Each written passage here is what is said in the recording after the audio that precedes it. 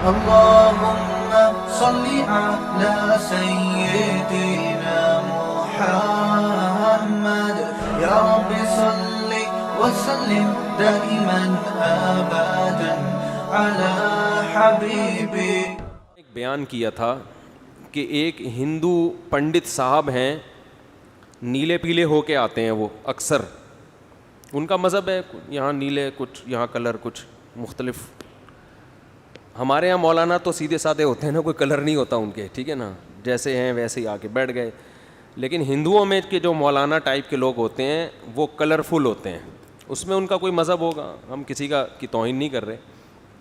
تو مختلف قسم کے, یہاں سے کلر کچھ اور ہے, یہ والا پوز, یہ والے سائڈ پہ کچھ اور کلر ہے.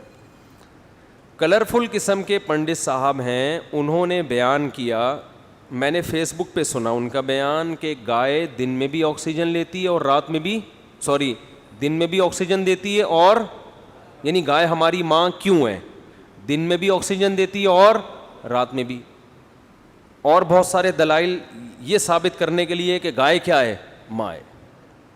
اسی طرح میں نے یہ کہا نا کہ بھگوان ہوا میں معلق ہوتا ہے, یہ دیکھ رہے ہیں, یہ نہیں دیکھ رہے کہ اس کے سامنے صبح دودھ رکھا تھا, شام کو ویسے کا ویسے ہی اٹھا لیا. تو یہ سوال پنڈت جی سے پوچھا گیا تو انہوں نے فرمایا کہ جیسے خوشبو جب ہم سونگھتے ہیں تو گلاب کے پھول کا ویٹ کم نہیں ہوتا, لیکن اس سے ہم فائدہ پورا اٹھا رہے ہیں. تو ایسے ہی بھگوان جو ہے وہ دودھ, پراٹھے, انڈے جو بھی رکھو اس سے فائدہ اٹھا لیتا ہے, لیکن وہ انڈے کم بولتے کیوں نہیں بھائی, نہیں ہوتے. یہ رپورٹ ہے, ان کی رپورٹ ہے یہ. تو اس پر میں نے بھی اپنا تجزیہ کیا, بھائی جیسے وہ تجزیہ کر سکتے ہیں ہم بھی کر سکتے ہیں نا. بھائی یوٹیوب آزاد ہے, فیس بک آزاد ہے, جو بھی, بشرطے کہ وہ وائلنس ہی نہ پھیلا رہا ہو, کوئی مار دھاڑ کی باتیں نہ کر رہا ہو. تو وہ تو ہم نہیں کر رہے, ہم تو ان کا نظریہ پیش کیا پھر اپنا نظریہ پیش کر رہے ہیں کہ بھائی سوال یہ پیدا ہوتا ہے کہ بھگوان صبح سے لے کے رات تک سونگتا ہی کیوں ہے اس کو کھانے پینے سے کس چیز نے روکا ہے؟ ایک دفعہ ہماری خاطر ایک نوالا لے لے اس میں سے, ہم خوش ہو جائیں گے. چلو بھگوان تھوڑا سا تو ہلتا ہے نا. اور اگر سونگ نہیں ہے تو پنڈت جی نے جو مثال دی تھی نا گلاب کے پھول کی, وہ پھول اٹھا کے سونگ کے دکھایا تھا. بھگوان اتنا ہی کر لے کہ اٹھا کے روٹی سونگ کے واپس رکھ لے, وہ تو سونگتا بھی نہیں ہے, بیٹھا ہوا ہے بالکل,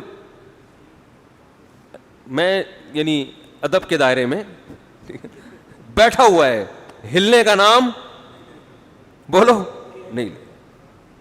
یہ تمہاری حاجات کیسے پوری کرے گا؟ قرآن کیا کہہ رہا ہے, یا ایھا الناس ضرب مثل فاستمعوا لہ. ہمارے حضرت جب یہ آیت تلاوت کرتے تھے نا, ایسے جوش میں ان کی آواز اونچی ہو جاتی تھی اور فرماتے تھے مجھے وجد آ رہا ہے, جوش آتا تھا حضرت کو اس آیت. ایک دفعہ حضرت کا بیان ہم لوگ لکھا کرتے تھے, تو یہ والی آیت جب ہم لکھ رہے تھے تو لکھ کے حضرت کو دکھائی, حضرت نے اس آیت کی تصحیح کریکشن کروائی نا کہ یہ یوں ہے. تو کریکشن کے وقت تو انسان کا لہجہ سیدھا سادہ ہوتا ہے نا, یعنی اس وقت تو بیان بھی نہیں کر رہا, اس آیت کی تلاوت بھی مقصد نہیں ہے.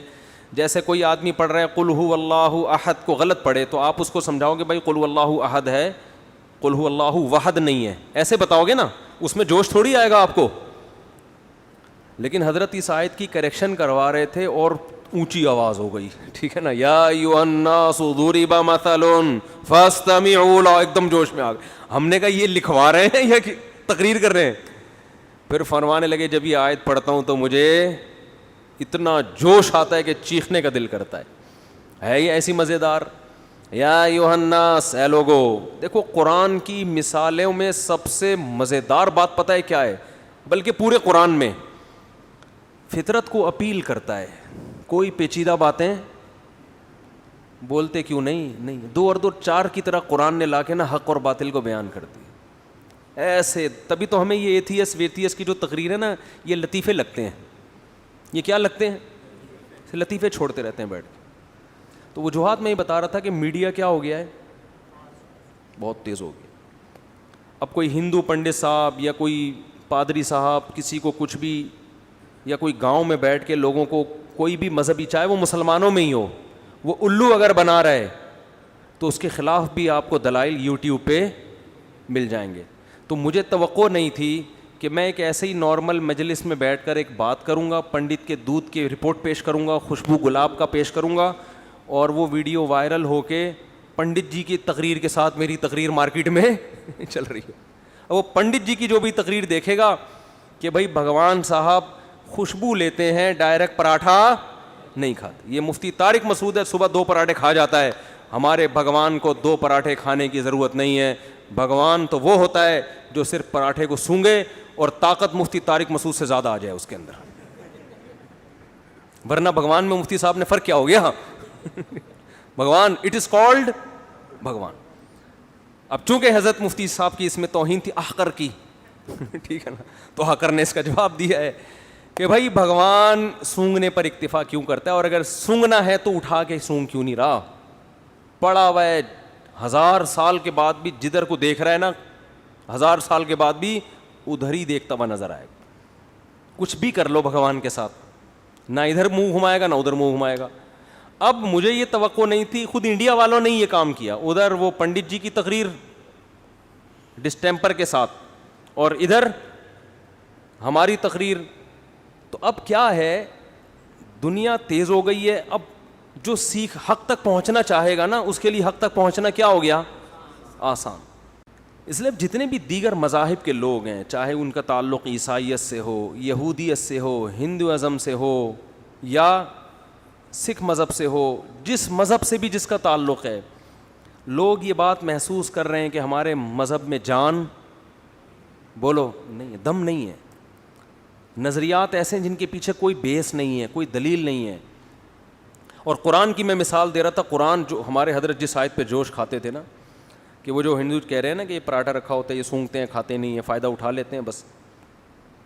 تو قرآن کیا کہتا ہے, یا ایھا الناس ضرب مثل فاستمعوا لہ, اے لوگو, اس مسلمانوں کو خطاب نہیں کیا, اے انسانوں, اس میں ہندو بھی ہیں, سکھ بھی ہیں, بدھسٹ بھی ہیں, سب ہیں.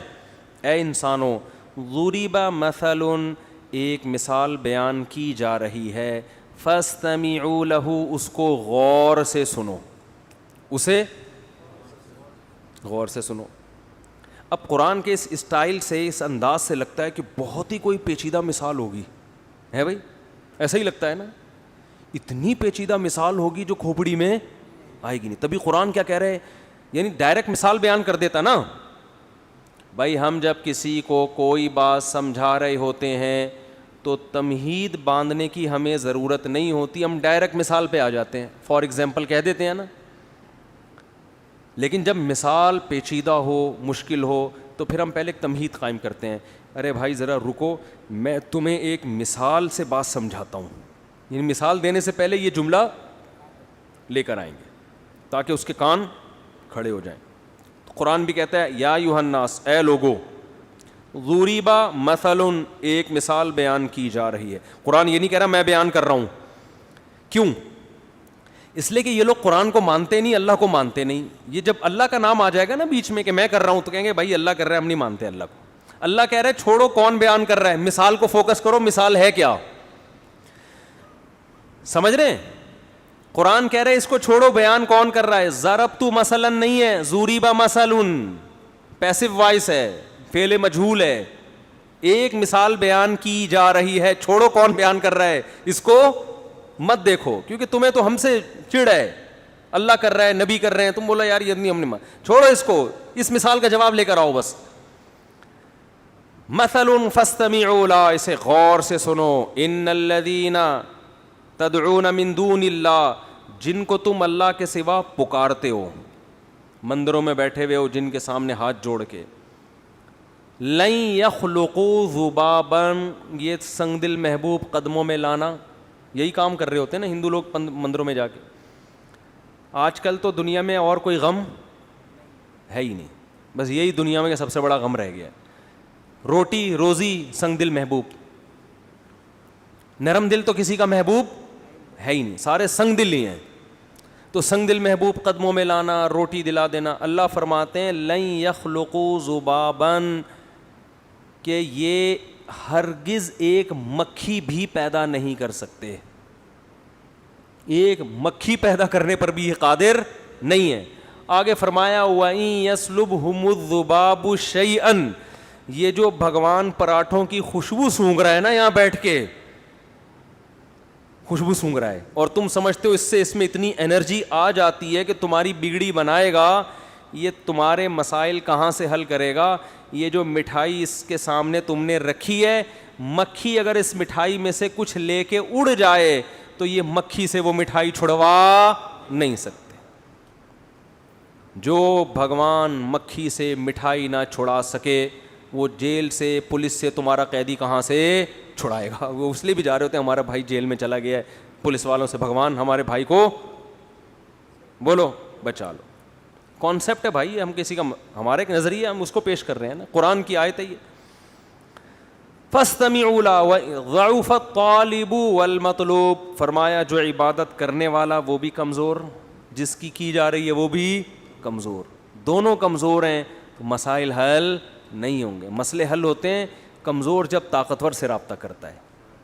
اس پہ جو یہاں تک تو ہندوؤں کا مسئلہ حل ہو گیا, اس پہ لبرل لوگ آگے آ جاتے ہیں, کہتے ہیں اچھا وہ لبرل لوگ جو ہے نا, جو ایتھیسٹ قسم کے, جو لبرلزم میں انتہا کو پہنچے ہوئے ہیں, وہ پھر یہاں کے مسئلہ کھڑا کرتے ہیں, کہتے ہیں جو اعتراض ہندوؤں پہ ہوتا ہے, ہندوؤں کے بھگوان پہ, وہی اعتراض ہمیں مسلمانوں کے بولو خدا پر بھی ہوتا ہے. آپ کہہ رہے ہو کہ دونوں کمزور, دونوں بگڑی نہیں بناتے, تو تمہارا خدا کون سا تمہاری مدد کرتا ہے؟ خدا کو بولو یہ کر دے, کرے گا؟ ہے بھائی, ابے کیا ہو گیا؟ وہ کہتے ہیں اچھا ٹھیک ہے, پھر تم خدا سے بولو نا یہ کر دے, یہ کر دے, یوں کر دے, فلاں کر, تو ہو رہا ہوتا ہے. ایک ایتھیسٹ نے اعتراض کیا ہے کہ وہ کمنٹس میں کیا ہوا تھا کہ میں تو خدا سے کہہ رہا ہوں کہ اگر تو ہے تو مجھ پہ آسمانی بجلی گرا دے, معاذ اللہ, تو وہ تو کوئی نہیں گرا رہا, وہ تو اس کا مطلب جیسے ہندوؤں کے بھگوان غلط ہیں, وہ کچھ نہیں کر سکتے, معاذ اللہ جو اصل خدا ہے جس کو مسلمان کہتے ہیں وہ بھی نہیں ہے. سمجھ میں آ رہی ہے بات کہ نہیں آ رہی ہے؟ اس کا جواب یہ ہے کہ ہم جس خدا کے ماننے والے ہیں نا, وہ بہت کچھ کر کے دکھا چکا ہے, اسے اپنے ثبوت کے لیے مزید کچھ دکھانے کی ضرورت نہیں ہے. یہ جتنا کچھ ہوا ہے نا, یہ کس نے کیا ہے؟ اس نے کیا ہے.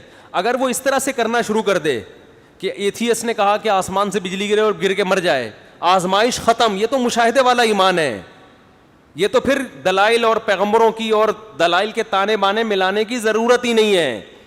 آپ نے کہا اللہ مجھے روٹی چاہیے, روٹی آ گئی سامنے, پھر یہ میں ممبر پہ کیوں بیٹھا ہوں یہاں پہ, پیغمبر کیوں آ رہے ہیں, قرآن کیوں نازل ہو رہا ہے, یہ تو پھر سارے ایمان لے آئیں گے. تبھی قرآن کیا کہتا ہے, جب ہم اپنی بڑی نشانی دکھاتے ہیں تو پھر ایمان قبول نہیں کرتے. جو نشانیاں ہیں انہی کو دیکھ کر ایمان لے کر آؤ. اس کی دلیل کہ یہ کام خدا کرتا ہے. دیکھو جب کوئی کام ہوتا ہے تو کام ہونے والا, کام کرنے والا اگر دو ہیں, دیکھو ایک کام دنیا میں ہوا, کہیں بھی ہوا, مثال کے طور پر ایک گڑھا کھودا ہوا ہے, یہ کام ہے نا. آپ کہیں گئے جنگل میں, آپ نے دیکھا کہ گڑھا کھودا ہوا ہے, اور آپ کو پتا یہاں جنگل میں دو ہی تھے, دو آدمی تھے, تیسرا کوئی یہاں پر 100 سال سے نہیں آیا, یہ کبھی آیا ہی نہیں ہے. اب دو میں سے ایک پانی پینے گیا ہوا ہے, وہ آپ کو نظر نہیں آ رہا, ایک موجود ہے, تو آپ نے اس موجود سے پوچھا یہ گڑھا تم نے کھودا ہے؟ وہ کہے نہیں. تو اس کا مطلب کس نے کھودا ہے؟ جو آپ کی نظروں سے اوجھل ہے, اس متعین ہو جاتا ہے کہ اسی نے کھودا ہے. اس کے لیے پھر اس سے براہ راست رابطے کی ضرورت بھی نہیں رہتی. مفتی طارق مسعود صاحب کے بیانات سننے کے لیے youtube.com/مفتی طارق مسعود کو سبسکرائب کریں, اور اگر آپ لائیو ویڈیو کو کبھی بھی مس نہیں کرنا چاہتے ہیں تو سبسکرائب کرنے کے بعد بیل آئیکن پہ کلک کرنا مت بھولیں. جزاک اللہ.